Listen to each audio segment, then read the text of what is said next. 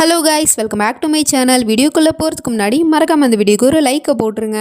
Last பார்ட்டில் நம்ம ஹீரோயினோட வீட்டை இடிக்க வந்திருப்பாங்க. இதுக்கெல்லாம் காரணம் ஹீரோ தானே, அவனை நான் சும்மா விட மாட்டேன் அப்படின்னு சொல்லிட்டு அவன் இங்கேருந்து ஓடி வந்துட்டு இருக்கா. அவனை போய் பார்த்து பேசுறதுக்காக. அப்பா பார்த்தா என்ன காப்பாத்துங்க காப்பாத்துங்க அப்படின்னு சொல்லிட்டு ஒரு குரல் கேட்குது. என்னடான்னு சொல்லிட்டு இவ திரும்பி பார்க்குறா.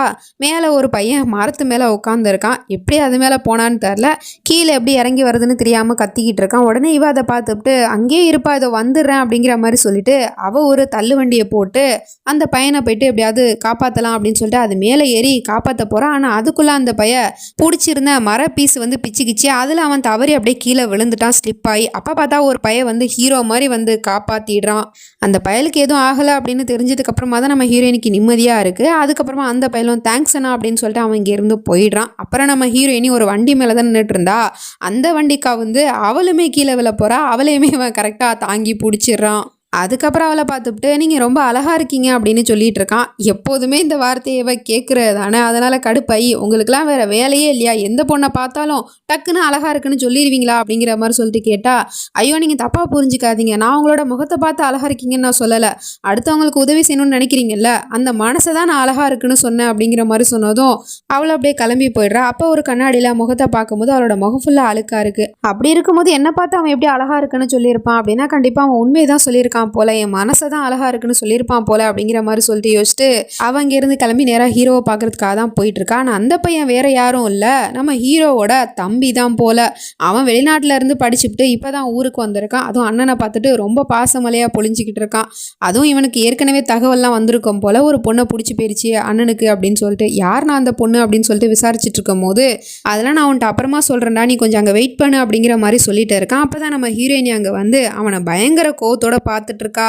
இதுதானே உங்களுக்கு வேணும், என் வீட்டில் இருக்கிற எல்லாரையுமே வேலையை விட்டு தூக்க வச்சது மட்டும் இல்லாமல் எங்களை இந்த சமூகத்தில் ஒதுக்கி வைக்க பார்த்துருக்கீங்க. அது பத்தாதுன்னு என் வீட்டையே இன்னைக்கு இடிக்கிறதுக்கு நீங்கள் ஆர்டர் போட்டிருக்கீங்க. இதெல்லாம் நீங்கள் பண்ணுறதுக்கான காரணம் நான் உங்களை தேடி உங்களை கல்யாணம் பண்ணிக்கிறேன்னு சொல்லணும். உங்ககிட்ட கெஞ்சி என் குடும்பத்தை விட்டுருங்க, என் வீட்டை விட்டுருங்க, நான் உங்களை கல்யாணம் பண்ணிக்க சம்மதம்னு சொல்கிறதுக்காக தானே இப்படிலாம் பண்ணிட்டு இருக்கீங்க. நீங்கள் நினைக்கிறது என்றைக்குமே நடக்காது, உங்களோட ஆசை எப்பயுமே நிறைவேறாது, நான் உங்களை கல்யாணம் பண்ணிக்க மாட்டேன், இதுக்கப்புறம் என் குடும்பத்தை விட்டு தள்ளியே இருங்க அப்படிங்கிற மாதிரி சொல்லிட்டு அவன் இங்கேருந்து போயிடுறா. இதெல்லாம் தம்பிக்காரனும் கேட்டுவிட்டு அவன் இங்கேருந்து ஒன்றும் புரியாமல் அண்ணங்காரன்ட்ட கேட்டுட்டு இருக்கான். என்னென்ன நடக்குது, அந்த பொண்ணு எதுக்காக உங்களை திட்டிட்டு போகிறா, அது மட்டும் இல்லாமல் நீங்கள் அமைதியாகவே இருக்கீங்க, அப்போ நீங்கள் அமைதியாக இருக்கீங்கன்னா அப்போ அந்த பொண்ணு தான் இவளை தான் உங்களுக்கு பிடிக்குமா, ஆனால் எதுக்காக நான் அந்த பொண்ணு உங்களை திட்டிட்டு போகிறா அப்படின்னு கேட்டா அப்பா அம்மா சொல்லிட்டு இருக்காங்க, அவள் அப்படி திட்டிட்டு போகிறதுக்கு முழுக்க முழுக்க நான் தான்ப்பா காரணம் அப்படின்னு சொல்லிட்டு. இவனுக்கு ஒன்றுமே புரியல. எதை பற்றி பேசுகிறீங்க அப்படின்னு கேட்டா, இல்லைப்பா அந்த பொண்ணை ஓம்காராவுக்கு ரொம்ப பிடிச்சி போச்சு, அவளை இவன் காதலிக்க ஆரம்பிச்சிட்டான், நானும் முறைப்படி போயிட்டு பொண்ணு கேட்கலான்னு சொல்லிட்டு மறுநாளே போயிட்டேன். அதுக்கப்புறம் அவங்க என்னை இன்சல்ட் பண்ணி என்னை அவமானப்படுத்தி வீட்டை விட்டு துரத்துனாங்க. அந்த ஆத்திரம் தாங்க முடியாமல் தான் அவங்க குடும்பத்தையே நான் பழி வாங்கணும்னு நினச்சேன். அதுக்காக சில பல விஷயம் செஞ்சேன், அதில் கோவப்பட்டு தான் அவள் திட்டிட்டு போகிறா. இது எல்லாத்துக்கும் காரணம் நான் தான். என் பையனுக்கு என்ன குறைச்ச, என் பையனை அவள் வேணான்னு சொன்னால, அதனால தான் நான் இப்படிலாம் பண்ணேன் அப்படிங்கிற மாதிரி சொன்னதும் இவனுக்கு ஒன்றுமே புரியல. ஏன்னா பண்ணது எல்லாமே இவன் தான். ஏன்னா இவன் தான் கால் பண்ணி காலேஜ் விட்டு அந்த பொண்ணை தூக்கிடுங்க, அதுக்கு பதிலாக நான் உங்களுக்கு நிறைய ஃபண்ட்ஸ் தரேன் அப்படிங்கிற மாதிரி சொல்லியிருப்பான். அது மட்டும் இல்லாமல் கோயிலில் இருக்கிற பண்டிதருக்குமே கால் பண்ணி இந்த மாதிரி நான் சாமிக்கு ஒரு தங்க கிரீடத்தை பரிசளிக்கிறேன், ஆனால் அதுக்கு பதிலாக நீங்கள் எனக்கு ஒரு விஷயம் செஞ்சாகணும் அப்படிங்கிற மாதிரி சொல்லிட்டு எல்லாமே இவன் தான் பண்ணியிருக்கான். ஆனால் அம்மா எதுக்காக தான் மேலே பழிய போட்டுக்கிறாங்க அப்படிங்கிற மாதிரி சொல்லிட்டு பார்த்துட்டு இருக்கான். அந்த அம்மாவும் கண்ணை காட்டுது, நீ சும்மா இருப்பா அமைதியா அப்படிங்கிற மாதிரி சொல்லிட்டு. அதுக்கு இவனோ சொல்கிறான், ஆனால் அம்மா யாரையும் கட்டாயப்படுத்தலாம் விரும்ப வைக்க முடியாதுல அப்படிங்கிற மாதிரி சொல்லிட்டு இருக்கான். தப்பு தான்ப்பா, எனக்கு புரியுது, ஆனால் நான் தானே தப்பு பண்ணேன், எதுக்காக அவள் என் பிள்ளைய திட்டிட்டு போறா அப்படிங்கிற மாதிரி கேட்டா, இது ஒரு மிஸ் அண்டர்ஸ்டாண்டிங் தான், வேற ஒன்றும் இல்லை, நீங்கள் பண்ண தப்ப அண்ணன் பண்ணதா தப்பாக நினச்சிக்கிட்டா அந்த பொண்ணு. இதுக்கு ஒரே ஒரு சொல்யூஷன், அந்த பொண்ணுக்கிட்ட போயிட்டு நீங்களே சாரி சொல்லி எல்லாத்தையும் புரிய வைக்கிறது. என்னன்னா வரீங்களா சாரி சொல்லலாமா அப்படின்னு கேட்டா, அம்மாவும் சரி போயிட்டு வாப்பா அப்படிங்கிற மாதிரி சொல்லிது. உடனே இவனும் கிளம்பிட்டு இருக்கான். அதுக்குள்ள இங்க வீட்டை இடிக்க போறாங்க. ஸோ நம்ம ஹீரோயினி எவ்வளோ சொன்னாலும் அவங்க கேட்க மாட்டாங்க. உடனே இவ போயிட்டு புல்டோசர் முன்னாடி போய் நின்றுட்டு இருக்கா. நான் என்னோட வீட்டை இடிக்க விட மாட்டேன் அப்படிங்கிற மாதிரி சொல்லிட்டு அவனுங்களோ கத்துறானுங்க, தள்ளுமா தள்ளுமா அப்படின்னு சொல்லிட்டு. ஆனாலும் அவன் பயம் இல்லாமல் அப்படியே நின்றுட்டு இருக்கா. ஒரு கட்டத்துக்கு மேலே அந்த பொண்ணு விலக மாட்டா. நீ பிரேக்கை போடியா அப்படிங்கிற மாதிரி சொன்னா, சரின்னு டிரைவர் பிரேக் போட போனால் பிரேக் பிடிக்க மாட்டேங்குது. சார் பிரேக் ஃபெயிலியர் ஆயிடுச்சுன்னு நினைக்கிறேன் அப்படிங்கிற மாதிரி சொன்னதும் இவனுங்க ரெண்டு பேரும் முழிக்கிறானுங்க. கொலை கேஸில் எங்கே உள்ள விடுவோமோ அப்படிங்கிற ஒரு பயம்தான்.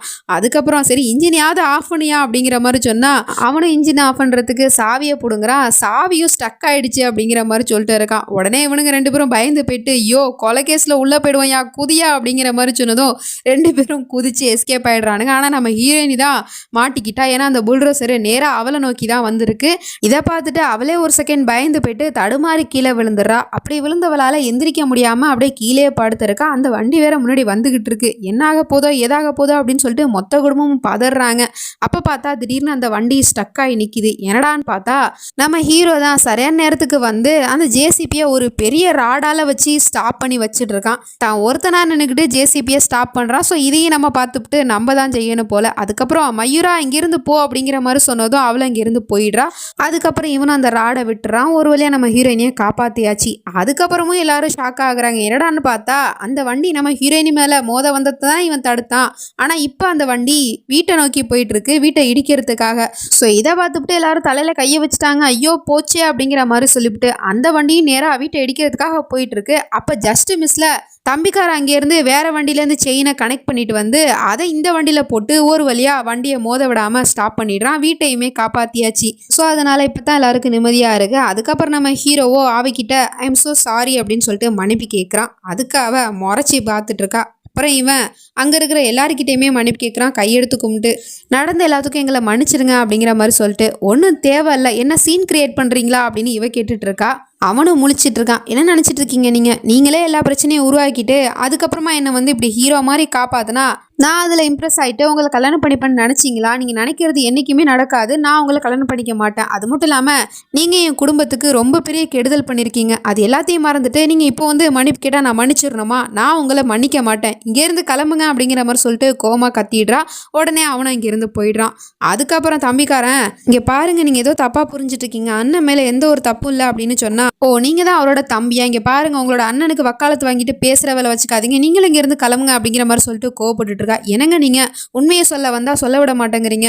நடந்தது எல்லாமே ஒரு மிஸ் அண்டர்ஸ்டாண்டிங் தான். இதுக்கெல்லாம் காரணம் என்னோட அண்ணன் இல்ல, அவர் உண்மையிலே ரொம்ப நல்லவர். இதுக்கெல்லாம் காரணம் என்னோட அம்மா தான் அப்படிங்கிற மாதிரி சொல்லிட்டு உண்மையை போட்டு உடைச்சிடுறான். அதாவது அவங்க கிரியேட் பண்ண உண்மையை. இதை கேட்டுவிட்டு மொத்த குடும்பமும் ஷாக் ஆகுது. அது இல்லாமல் நம்ம ஹீரோயினி வேற ஷாக் ஆகுறா. ஆமாங்க இது எல்லாத்துக்கும் காரணம் என்னோட அம்மா தான். ஓம்கார அண்ணனுக்கு உங்களை பார்த்தோன்னே பிடிச்சி போச்சு, உங்களை லவ் பண்ண ஆரம்பிச்சிட்டாரு. அந்த ஒரு விஷயத்தினால தான் அம்மா வந்து பொண்ணு கேட்கறதுக்காக வந்திருக்காங்க.